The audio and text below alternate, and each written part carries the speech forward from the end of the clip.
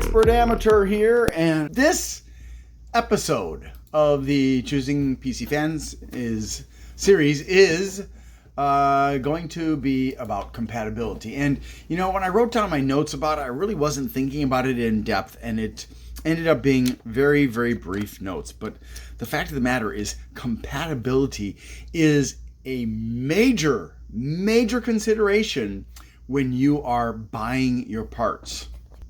You can, in so many ways, make a mistake when it comes to compatibility. So I'm just going to read to you what I wrote down first, and then I'm going to talk about all the different compatibility issues, not just fans, but I'll briefly mention some of the other compatibility issues. But you know, I was only doing this within the context of fans, but there are so many things. Okay, so ensure that the fan size, including thickness, fits your case, and that the connectors are compatible with your motherboard. Note that although some 2-pin fan plugs cannot be attached to 3 and 4-pin headers because of a difference in pin size, you can always attach 3-pin and 4-pin plugs to 3 and 4-pin headers. Just keep in mind that a difference between plug and headers means that the PWM feature is potentially unavailable. So if you have a 3-pin header and you've got a PWM fan which has 4 holes for pins, then it's not going to run as a PWM fan. It's going to run as a DC fan because this pin isn't, or this wire from the fan is not connected. More on that in a moment. Proprietary designs also ensure a lack of compatibility with competing brands and thus should be avoided. So stay away from Leon Lee, Corsair, and the other brands that are moving to or have already moved to proprietary designs. Because it just limits, without modifying the fan plugs, what you can and cannot plug into your computer. It also forces you in some cases to rely on buying a hub instead of being able to directly plug into a header. Because see, if you've got a JST connector, which is usually 6 pins, you can't plug that into a 4-pin header on your motherboard. It just, the spacing is completely different. It won't work. And it won't work also because the JST plug is used for both the functions of the fan header as well as the LED header if you've got LED fans. So just to briefly talk about compatibility in a more expansive way, when you're buying, you have to make sure that your motherboard is compatible with your CPU. You have to make sure that your graphics card is not too weak compared to your CPU. And if it's stronger than the CPU, that's okay. But if it's weaker than the CPU, then it's going to cause a bottleneck. And honestly, it's a complicated subject. But when you buy RAM, you have to make sure that the RAM is compatible, and there are multiple factors to consider in that. When you buy storage, you have to make sure that the hard drive or the SSD or the SATA drive or whatever it is, NVMe drive, tape drive, is actually compatible with the sockets and headers that you have on your computer. Because if not, either you won't be able to use it, or you'll have to buy like an adapter or a converter or something like that, so that you'll actually be able to use it with your computer. And that can be frustrating for people who don't understand about this kind of thing. So just check. So if you've got a hard drive, then make sure that if it's an old hard drive, like really old, like pre-SATA hard drives, then it may be a PATA or PATA hard drive. It may be even a really old one called an IDE drive, and that would require an adapter because I don't think anybody is making IDE support in their motherboards anymore, except for maybe some brands that are going for the really cheap stuff. Okay, so you'll probably have SATA connectors on your hard motherboard, unless it's really cheap. But you may see something like this. This is a SCSI connector, and you have to have, I don't even know how well an adapter will work to convert this to SATA. But if you don't have a SCSI connector on your motherboard, you'd have to get an adapter if that's even possible. But this is what they look like. SCSIs can have some advantages, like you can daisy chain a huge number of them together. So you'd only need one header for it instead of multiple headers. Like, yeah, and this is also a SCSI. Didn't even realize I had SCSI drives. And this is IDE. This is a Molex D power supply, and this is the IDE connector. So you'd have to have a converter to change that to SATA. And yeah, so that's something that you have to consider when you are getting hard drives. And aside from that, let's see, when you're buying your SSDs, again, you have to make sure that the type of SSD you have will actually fit in your motherboard, because there are different sizes of SSDs and there are different connections. So an SSD can be connected by a SATA, it can be connected by PCIe, it can be connected by NVMe, it can be connected by M.2, and so on and so forth. If you buy the wrong monitor, you may not be able to connect it to your graphics card if your graphics card only supports one protocol for connecting a monitor. So if you buy an HDMI monitor and your graphics card or your motherboard only provides DisplayPort support, then you have to get an adapter. Or if you've got an old one that is a VGA monitor, like my monitor is a VGA, I had to buy and this is from Belkin, which is a pretty famous name in computer stuff. I had to buy a display adapter that goes from VGA to HDMI. And it's been working fine. For a little while, I was having problems with the screen getting really blurry and stuff, but I think it just kind of got wiggled loose or something like that, and it's been fine ever since. And the list just goes on and on and on. So when we talk about fans, now obviously, most people are not going to buy a case that is wide enough to hold in the front or on the top or probably even on the side or back this 220 millimeter or 22 centimeter fan. Is just too big around. You may find, and actually you will find, a small number of fans that can actually hold this fan. You will find some cases that can actually contain this fan, but a lot of cases are not designed like for this. I mean, I could jury rig this to my computer, but I wouldn't be able to connect it using these screw holes because it's just too big. My computer case only supports 120 and 140 millimeter fans. So that is another problem. You may also discover, now keep in mind, this is a 38 millimeter thick fan. That's almost 2 inches. And a lot of times if you're working, especially in a small case, if you've got a 38 millimeter thick fan, you're gonna have a hard time finding a place to put it. And even if it's, say, instead of 38, even if it's just 32, and I'll just show you the difference. You know, you'd think the difference is a lot, but the difference really isn't that much. In fact, you can't really tell because of the frames. The frames are identical in terms of their thickness, it looks like. Let me just see here.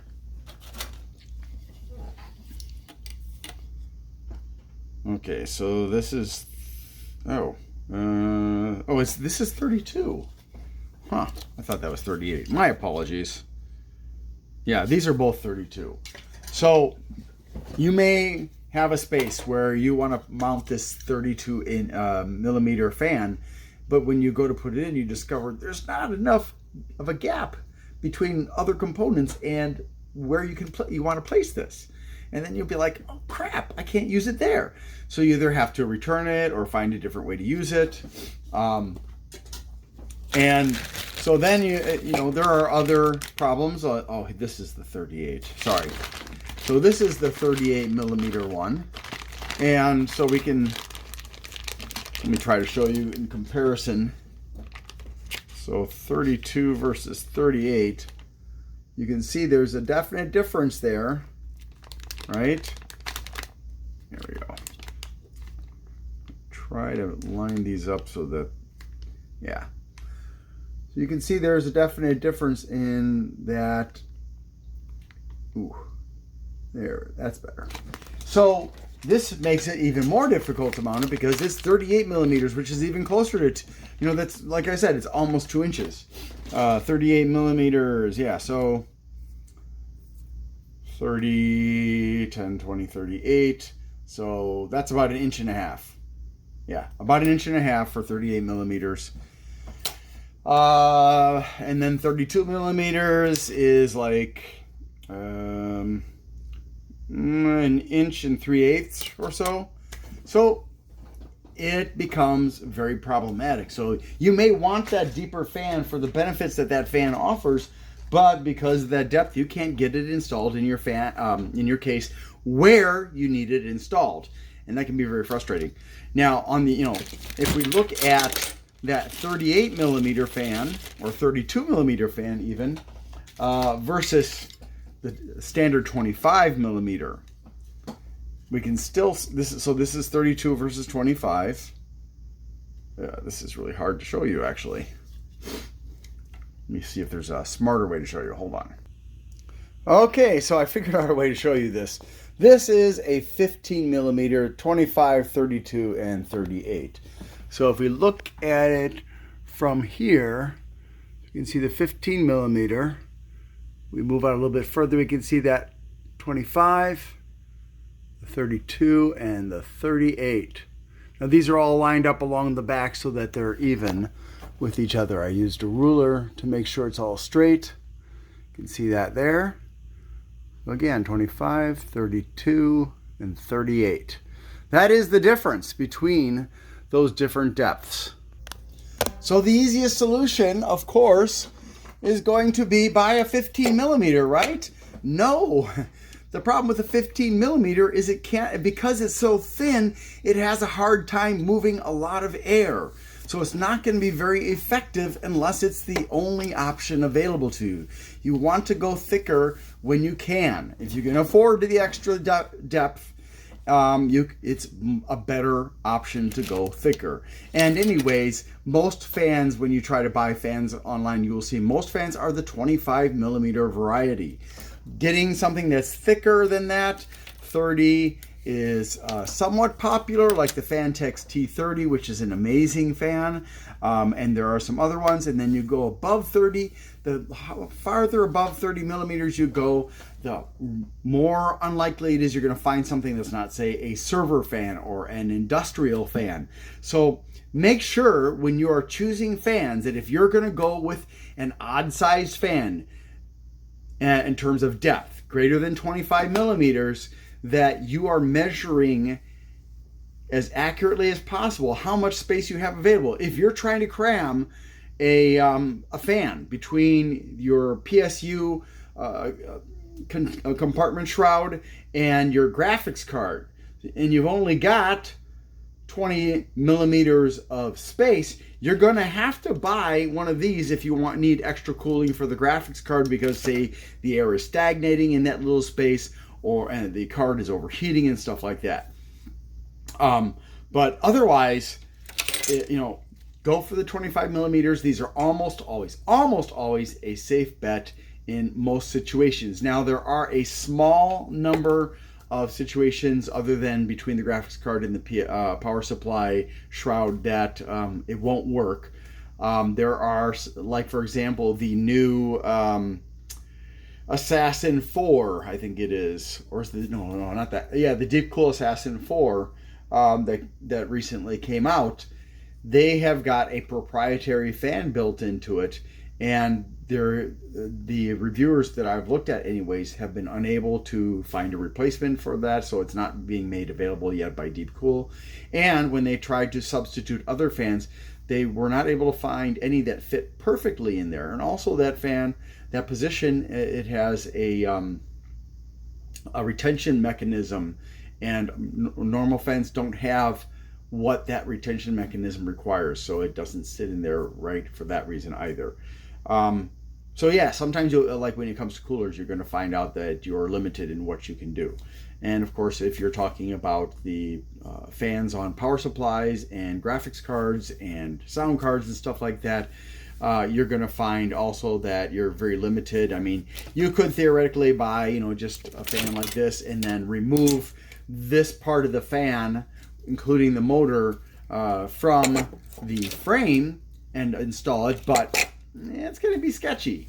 So yeah, that is it for this topic. Except I do want to add a little bit of a note.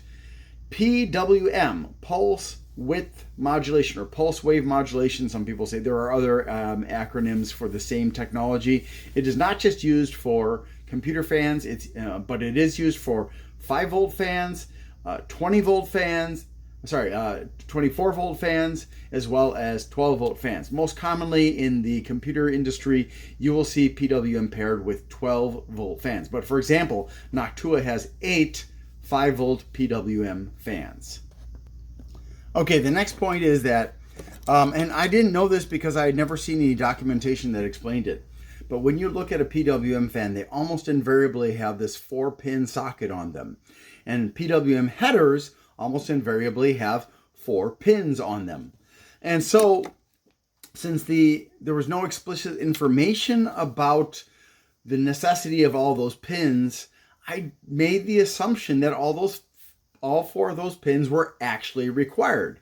Now, for all fans, whether they're 2-pin, 3-pin, or 4-pin, the first 2 pins are required because those are the ones that actually carry the electricity on them. One is ground, the other one is the voltage. And then the 3rd pin is the tachometer signal. The 4th pin is the PWM control. So do you need all 4? Well, yes, but no. Ideally, you want to use all 4 of those pins. But if you have a situation where the 3rd pin is missing, you can still do PWM with those 3 remaining pins. You just won't have the tachometer signal. That's all. But otherwise, it's fine. I'm not sure if there are any possible negative consequences from not having a tachometer signal, other than the fact that you cannot control it as finely as you could with the tachometer signal. But the basic idea here is that the 3rd pin, the tachometer signal pin, is there to support the 3-pin fans, the DC fans. Not 2-pin, because 2-pin doesn't use this one. But the 3-pin fans need that signal to modulate the voltage that is being provided. So that, because it needs the signal from the PWM, I don't have one with me right now. The signal from the tachometer pin in order to know what the RPM of the fan is, so that they can keep control of it. Without that, that becomes a problem for 3-pin fans.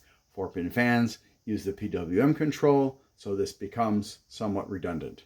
But yeah, anyways, I hope that helps you to understand about compatibility with fans. Those are the only compatibility issues that I can think of when it comes to fans. It's just the physical size. So, look at the length, the width, which are going to be equal, and the height. Unless you buy a unit where there are 2 fans or 3 fans or 4 fans or 4 that are all connected permanently together in a frame. And there are some. They're not very common, but in fact, I just saw a new product that came out this year where a case came with all the fans permanently mounted in one frame. Not a good idea, because that is not going to be particularly popular, because you can't swap out one very easily if one of them stops working. Also, if you want to separate them within the case, you can't do that. So something to consider. And that's it. Thanks for watching. Please like and subscribe. Share this video if you want to. And I hope you have a wonderful day.